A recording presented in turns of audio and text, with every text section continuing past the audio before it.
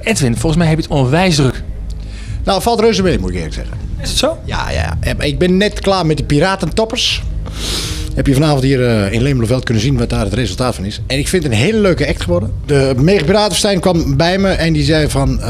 we krijgen klachten dat het oude piratenlied eigenlijk niet meer zoveel gespeeld wordt op de Mega Piratenfestijn. Nou, daar hebben wij gezegd van we pakken oude piratenliedjes... En die laten we vertolken door de Piratentoppers. En dat is uiteindelijk dit geworden. En dat is, ja, ik vind het een hartstikke leuke oplossing. Ik heb er eigenlijk 2 gemaakt, want er komt nog een act. En dat heet Sterren van Goud. Met allemaal zangers van wel eer, zou ik maar zeggen. Henk Plaket, Jan de Zwaan. Jacques Herp zit erin. Maar ja, medleys is gewoon onvoorstelbaar veel werk. Dus ja, daar zijn we heel lang mee bezig geweest. Maar wel leuk om te doen. Het is niet zo dat je van de boom heet en dat je dan voorrang hebt. Zo zit het niet. Ik pak gewoon mooie dingen, talentvolle mensen.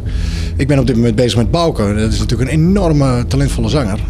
Waar ik echt in geloof. En het hele traject gaan we in met hem om hem naar een hoger level te tillen. En uiteraard, ja, Van de Boom doe ik. Ik ga Toppers doen. Ik ga Dana Winner in 4 talen opnemen. En ik ga René Vroger doen. Dus er zijn echt heel veel dingen die nog staan te wachten. Vorig jaar heb ik in jury gezeten. Bij de Sterren Academy.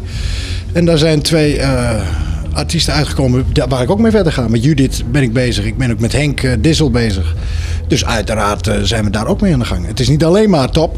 Ook de beginnende artiesten. Want het is prachtig om aan de basis te staan van een artiest. Ik wil mijn album dit jaar gewoon afmaken. Er komen nog een paar singles uit. Ik ga wat nieuwe dingen doen voor televisie.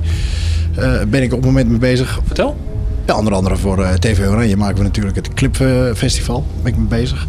Produceren we ook in eigen huis. Met mijn broer een eigen productiemaatschappij. Daar zijn we mee bezig. Dus ja, een heleboel dingetjes.